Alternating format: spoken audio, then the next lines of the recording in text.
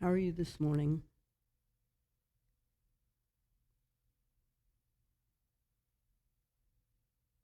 I'm fully present. Good. Here. Just want to begin by saying thank you for the invitation. Of course, yeah. And a very important conversation around justice and things here in our community. Yeah, yeah. If you could put your, yeah, that'd be Sure. perfect. Is that working? Yeah, and I noticed, I love the fact you said you're fully present, but do you notice how tired you are? I mean, this work is hard work, right? When Sharon read about, I'm here for the outsiders, not the insiders, I thought to myself, well, it must be so, being an insider, you can like breathe a little deeper. Being the outsider and always navigating that territory is tiring. It's true. The work of justice can be laboring. Mm-hmm. Yeah, yeah, yeah. And to find the rhythms of self-care and to find your community that upholds you, Exactly. it can be a very thin space. Very thin space, yeah. And sometimes a very lonely space Mm-hmm. where it's just between you and God. Mm-hmm. Yeah, yeah. So before we actually start, and I'll have you introduce yourself, I'd like to just situate where we are in the church life and what we've been hearing as far as the gospel lessons.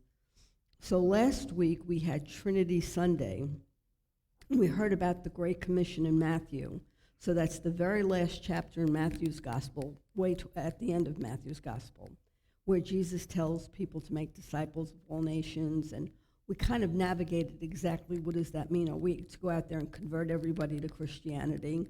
But the bigger picture that came into our conversation was about the Greater Commission, right? To love your neighbor as yourself. So we kind of looked at it from both angles. Today we're back in Matthew chapter 9, and up until now, Jesus has been doing healing and exorcisms, and he's been gaining a following, knowing that he heals and restores people. The difference in Matthew's gospel and the synoptics, as opposed to John, is the call.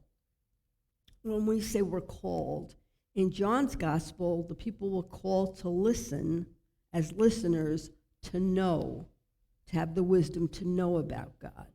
In the synoptic gospels, the people are called, and Jesus often says, follow me.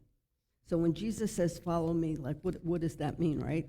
So the follow me part is where the restorative justice comes into play and following Jesus' way of living and his ethics and his morals, right?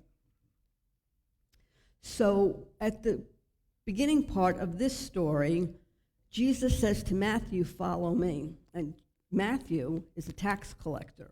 And we know that tax collectors in those days were considered sinners, right? Because they were exploiting people and their monies and probably had caved into the Roman Empire at that point. One interesting thing is in Matthew's gospel, there is no Jesus says, follow me to somebody who would be considered a not good person, right? But he doesn't say clean up your act first. He just says, follow me, right? So there's no punitive justice or when you've got rid of your addiction or you're no longer a tax collector, follow me, just follow me, he says.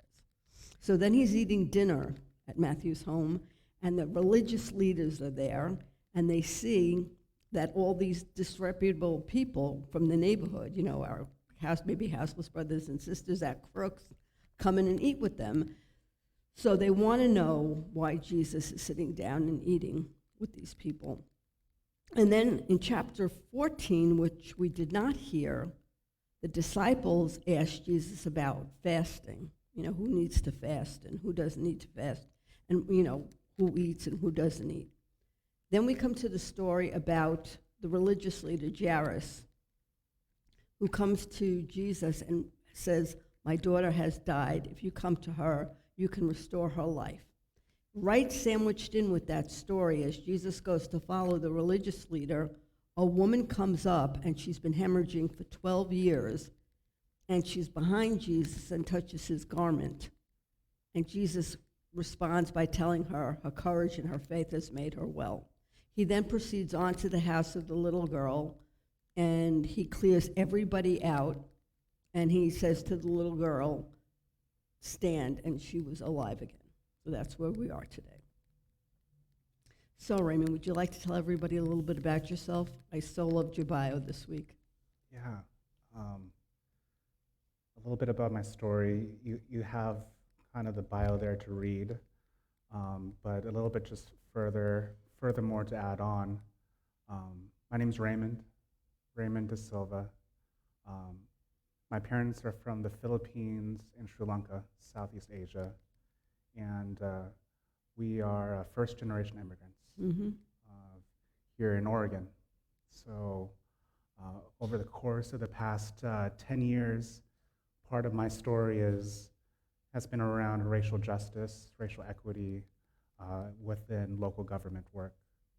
And in that time, I've found places of restoration, areas where I've stood against systems of oppression and really had to reject ideals around of white supremacy, racism, particularly with communities of color here in the city. Mm-hmm. So in that, my faith has gone into motion where I've hosted spaces focused on prayer, worship here in Portland throughout the past few years. Thank you. De Silva, is that a Portuguese name? Good. And I'll tell you why. Good. I'm impressed that you know that. The origin is Portuguese on my dad's side. Okay. Yes, it is. Interestingly enough, my son had a kindergarten teacher, and her name was Mrs. De Silva. And everybody used to call her Mrs. De Silva. No, it was De Silva. She wanted us to say it correctly. Yeah. Yes. Yeah. That's great. So I'd like to read to you this poem, Speaking the Truth, and it's written by the theologian James Cone. I was hungry, and you formed a humanities club and discussed my hunger. Thank you. I was imprisoned, and you crept off quietly to your chapel in the cellar and prayed for my release. I was naked, and in your mind, you debated the morality of my appearance. I was sick, and you knelt and thanked God for your health. I was homeless, and you preached to me of the spiritual shelter of God's love and care. I was lonely, and you left me alone to pray for me. You seem holy, so close to God, but I am still very hungry and lonely and cold. So where have your prayers gone? What have they done? What does it profit a man to page through his book of prayers when the rest of his world is crying for his? So let us look at the scripture and the poem. And my first question I always ask is, where did you find meaning in this? What was something that stood out to you? Well, first off, the author, James Cone, I was heartened to see it, just to know that he's a black theologian for liberation. Mm-hmm, mm-hmm. And particularly towards the latter, I think sometimes there's this cadence of the margins are outside, but where the call in at towards the end where it says, what does it profit a man to page through his book of prayers when the rest of the world is crying for his? Mm-hmm, mm-hmm. Sometimes the margins are in the church, and how we need to step into action to respond to the needs of our neighbor, to the community, and things of that nature. Mm-hmm, mm-hmm. And just the structure of the poem, it's this balance of what is, but of also as of yet. Right, and I think this is basically a reflection of Matthew 25. if you give me a cup of cold water, you know, if you saw me naked, if you saw me hungry. Yeah. Mm-hmm. And where do we go from here? Where prayers are not just empty prayers, but prayers that are not only transparent, but that have feet and movement to them. Right. Mm-hmm. We can't just pray lofty prayers as described in this poem. Our prayers can't be they cannot be bankrupt prayers. We have to Well be said, yeah. we have to be able to cash them in, because we have the spirit and the soul of God to see transformation for the flourishing of all people. Mm-hmm. Yeah, I follow something called contemplative inaction, and Richard Rohr said something in his reflection this past week about prayer. He says, prayer is meant to give us enough hope to move us to action, right? And the action should give us enough hope to go back to pray again. You know, so it's that back and forth. One of the things I really liked in the scripture reading, which is only in the Message interpretation, is when they ask Jesus about like who he's hanging out with, right? And he says, who needs a doctor, the healthy or the sick? Go figure out what the scripture means. I'm after mercy, not religion. I'm after mercy, not religion.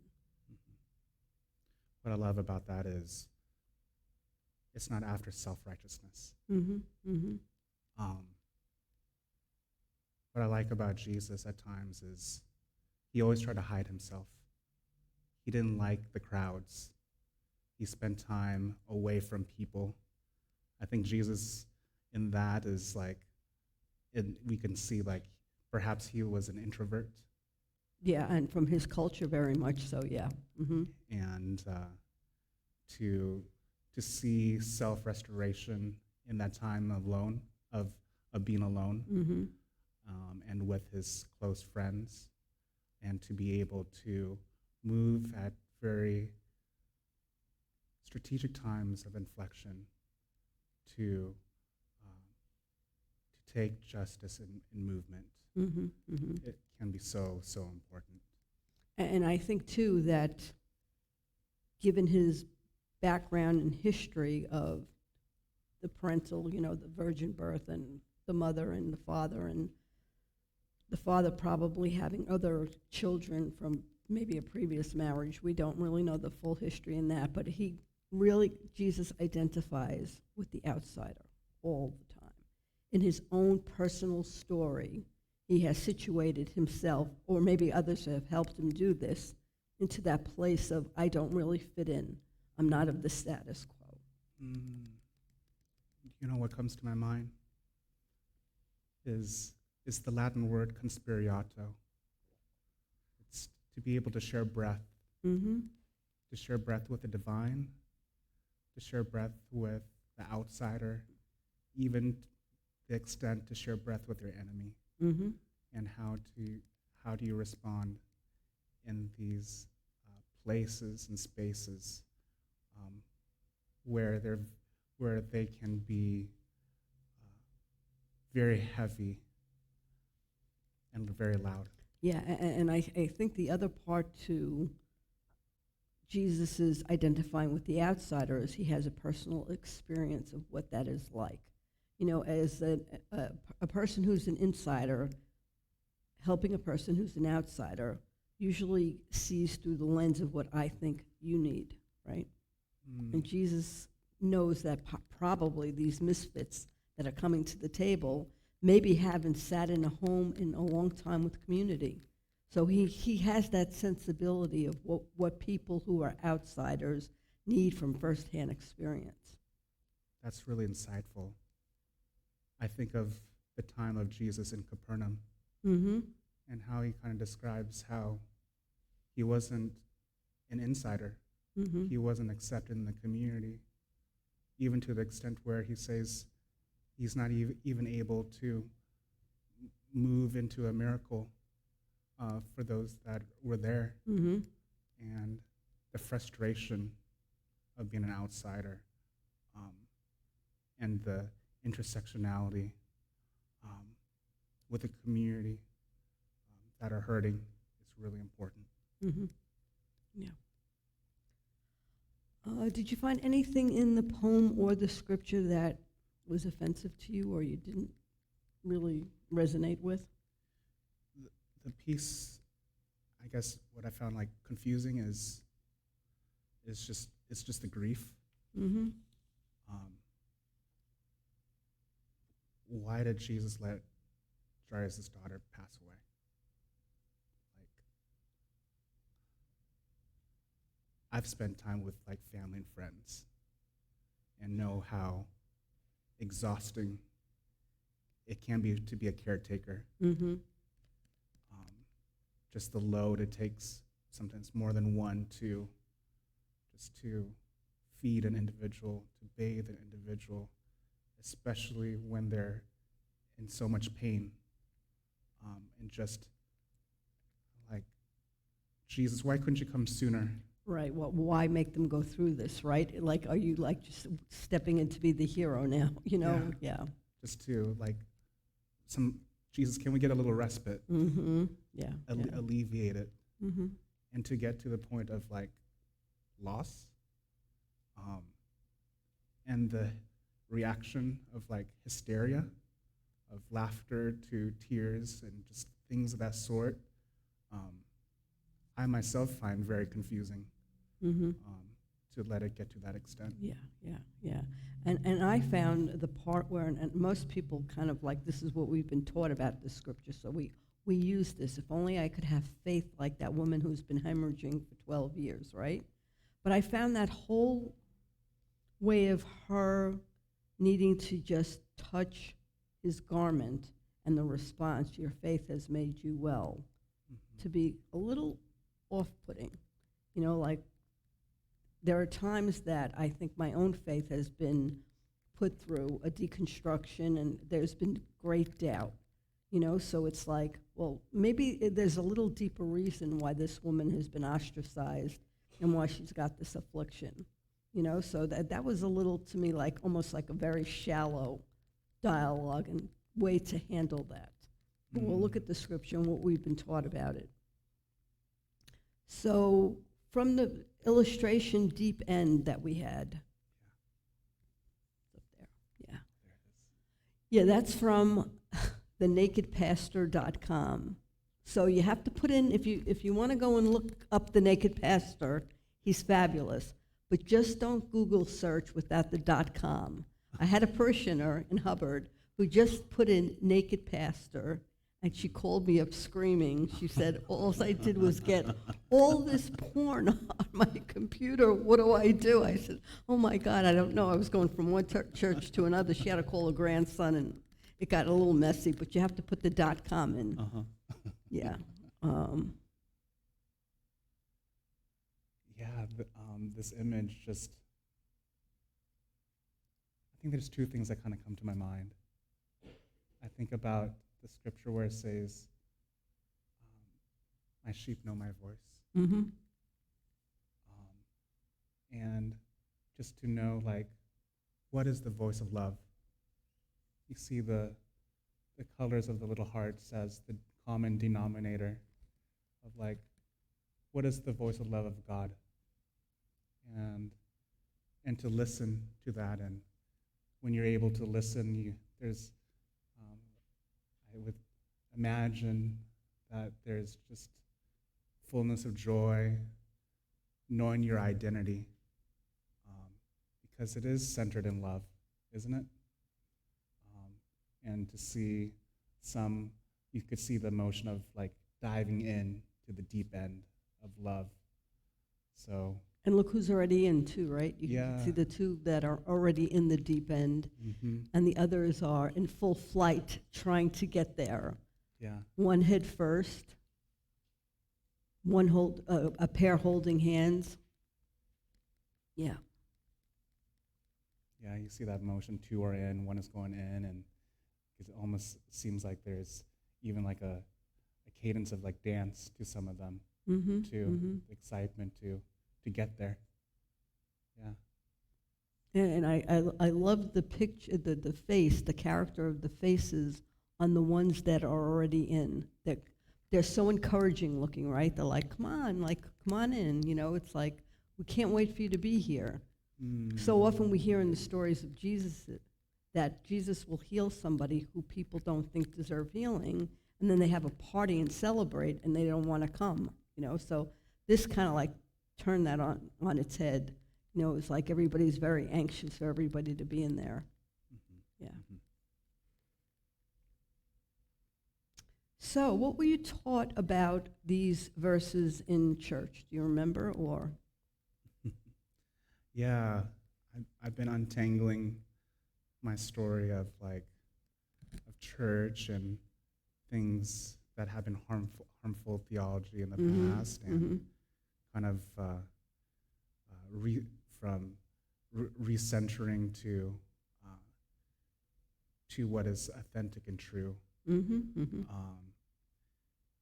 I would say part of the story is and even like just the Western society is just performative outcomes, performative justice. We live in a day and age where there's so much technology and culture and sound where there's impressions of communication so rapidly through social media, where it's almost like, how do we do justice that is not performative? Mm-hmm. Mm-hmm. And what I mean by that is, I kind of see it as in like slow rhythms in my daily life as I'm in the community, where perhaps I see someone, a neighbor outside that doesn't have a home, and to let that resonate in my body, Mm-hmm. Mm-hmm. to be like, I feel like sometimes those that reside here in Portland get sterile and have a hardened heart. Mm-hmm. Mm-hmm. And even, I would say, the church has gotten a hardened heart. Many, I would say, around issues around justice. And we have to have a soft heart. We have to have a posture of cultural humility to be able to slow down and meet people where they are. Mm-hmm. I think what I've been learning in the untanglement is when there is a disruption. If I'm in the grocery store and I see something where something unusual, it's like, oh, I think that's a moment for me to step in Mm-hmm. and to lend a helping hand Mm-hmm. Mm-hmm. and support. So to be able to slow down when we see peculiar spaces and to kind of pause and look Mm-hmm. Yeah. and hold Yeah. that space and not look away Mm-hmm. is important, because we all have busy schedules. We all have a job and And that even waters responsibility. down to how we've been taught about these scriptures and the readings, right? They've been pretty sterilized in the fact that when I read about and was taught about Jesus raising the little girl from the dead, Mm. the story basically was about Jesus having the power to resurrect, right? And when I was taught about the woman with the hemorrhage, again, I was taught the lesson there is you want to have the same kind of faith that woman has. And a lot of that has radically changed for me. Has it changed for you? My faith has been shaped in darkness. I think I've become okay where God has poked a hole in my heart. And that's the hope, because I know I'm in the place where there is injustice, and I could be found in that space. It's not always to be seen from outside, Mm-hmm. Mm-hmm. but it's really to be moved from the heart. Mm-hmm. Yeah. Yeah. Yeah. And I think the article that we read together about bodily autonomy for women spoke beautifully to the fact that here we have a young girl, now they use the word death, right? Mm-hmm. presumably is dying or has died, and Jesus is called to reverse that. And at the same time, we have an older woman. And if we look at the social metaphor for that, and I think we have to look at the political social metaphor, what the article was pointing to for us was the little girl was seen dead when she reached puberty because she could no longer fit into the bigger picture of the social setting, because now she was under patriarchal rule as a woman. And the woman who is under the patriarchal hold as an older woman has an illness that they deem her unpure. So it's this offset of like the commentary about the patriarchal rights or no rights for women. So I think that has changed drastically for me, is to see the system and to see the implication of having a young girl and a woman, they're not named. Well, we know the father's name, right? We know one person's name. Yeah, so to be able to really look at Scripture through a different lens sometimes. Yeah, that was upsetting that I think some of these scriptures were written like 50, 70 years later, give or take, and for the author, the scribe, not to include the name, it shows the patriarchal origin of the setting. Because names are important. Yeah. Names give identity. Names give culture. So. Yeah. And I was speaking to Raymond before we sat down about coming here and listening on the radio that the Southern Baptist Convention is going on right now. And did you know that the Southern Baptist denomination is the largest Christian Protestant denomination? I did not know that. I did not know that either. Yeah, and one of the big arguments and they're voting on this, is several of their bigger churches have women pastors. And in the Southern Baptist, women are not allowed to teach men. So they're suing those churches for having women pastors and asking them to close. And there are two of them that are contesting this, but I'm like, wow, we speak about being in what century? How does this happen? And then the other big story for them is about the sexual abuse and what's gone on with that and how it's been undercovered, and yeah.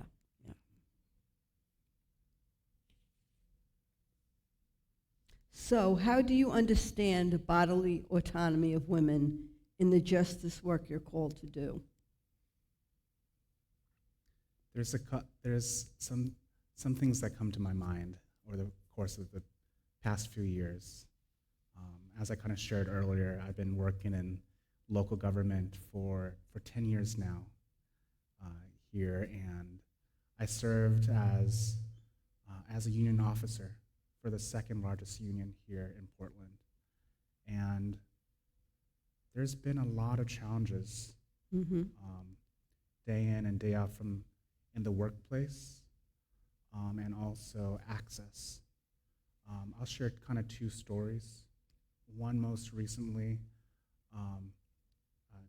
during the negotiation of our union contract, it would have been easy to put a social construct of just loud activists that are kind of firm and kind of to move things, but it was important to me and to the leadership to create a social construct that really represented the community. Like, for example, we had one community member who is Black, a woman, and was the first lesbian married couple here in Portland. And it was important to have her voice and her negotiation and her wisdom to express the needs of her and her family. Her name's Lakeisha, and others as well, to be able, for me as a male, to create space for women to share their story and to believe their story, and also to be alongside of them to let them lead Mm-hmm. around around things of healthcare Mm-hmm. and access to, as we shared earlier, that is trauma informed, that it doesn't re-traumatize, and talking about like kind of the collective just challenge of the pandemic.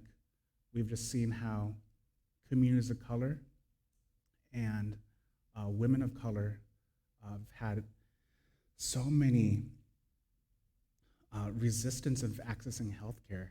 Like even this week alone, Pastor Dianne, like I was in a meeting where a black woman that I met for the first time, I'll share the name, but I forget, um, was just sharing like, cannot have choice of a behavioral health counselor Mm-hmm. because the system is oppressing and does not give a tangible like process to get there, and how that has been just harming in of women's choice to access just basic fundamental needs Mm-hmm. for your body, for your mind, which ultimately holistically for your spirit as well. Right, and well said.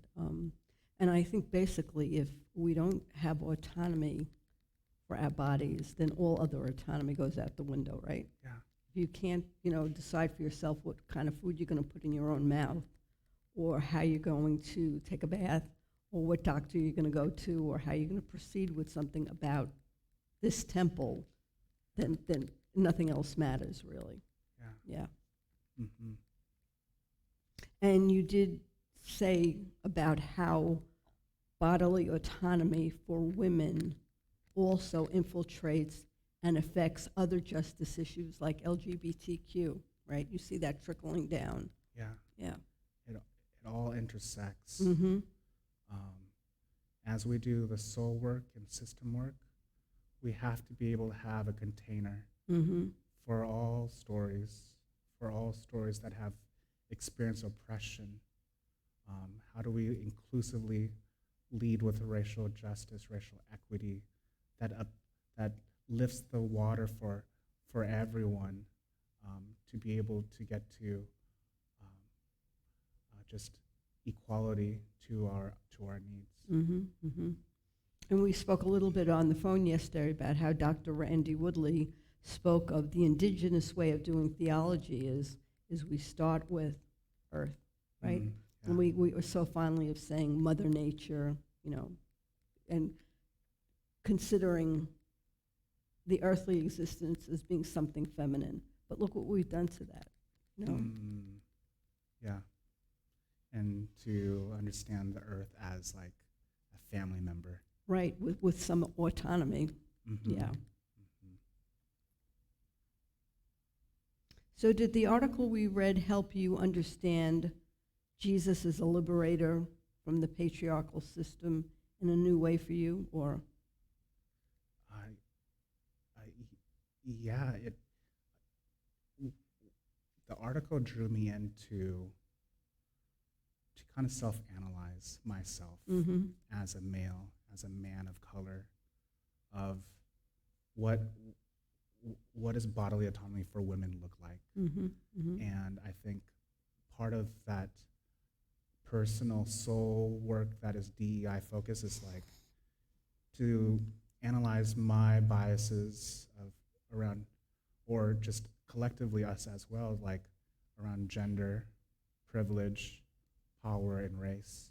Yeah. And the reminder of like, what is the common thread and shared oppression that where my liberation is dependent on yours and vice Mm-hmm. versa. Mm-hmm. Mm-hmm.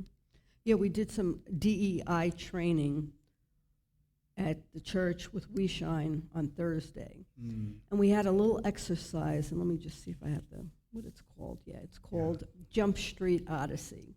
So you got together with a partner, and you went way back into your childhood, and you discussed like where you were born, what language was spoken in your home, to describe your neighborhood, to kind of recall all those childhood. And the reason about that was the reasoning behind it was to get to how you experienced difference at that young age, right? Like how did you experience people that were different, situations that were different than in your own home? So we had this great conversation.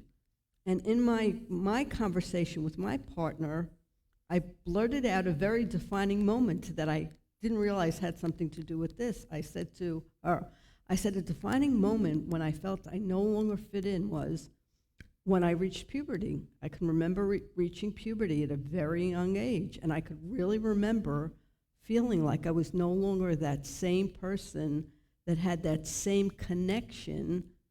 I was put into a role of now being a woman. And what did that mean?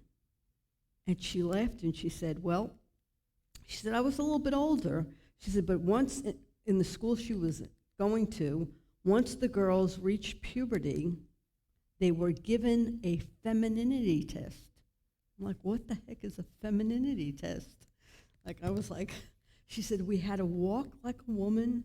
We had to chew like a woman. We had to be able to sit down. She said, and I failed the test. She says, I was mortified. I was 11. She failed the femininity test. And it was amazing how this little Jump Street Odyssey really gave us these memories of going back to being little girls and then becoming a woman and what that kind of meant to us. Yeah. Shame, practices like that, I get very, very upset. Yeah.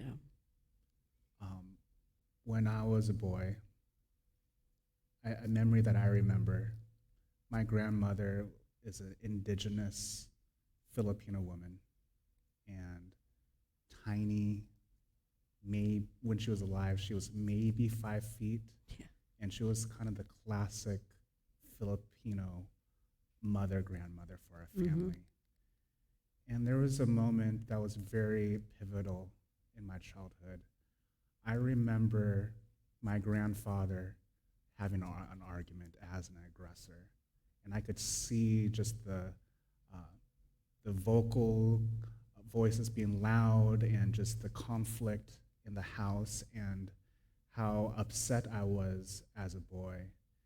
And I remember taking a toy and throwing it at my grandfather. And then he started to come towards me, but then I ran towards my grandmother. She wore this beautiful yellow traditional Filipino dress regularly in the home. And I hid under her skirt and found that protection. And I think that is something where, for me, it was a defining moment of like, I come from an origin of where there's a society of matriarchy and also patriarchy, and how do we coexist in that, where it taught me at a very young age as in, how do we listen and let women lead, not only in the home, but in the community and society as well. So that was kind of my starting point of like, how do I not perpetuate a patriarchal society that silences, aggresses, and oppresses women? Yeah, and both in a patriarchal society and a matriarchal society, there are certain ways of being that are very valued, I think, right? When it's protective of one another, but it also can be very weaponized. Yeah. We can use that as a weapon. Patriarchal norms are not okay. And we have to be able to differentiate that. Right. Yeah, yeah. Thank you for that story. Is there anything else, any other thoughts? You have a lot written down there. I didn't want to. No, I just kind of made certain small notes here. I'll just maybe share like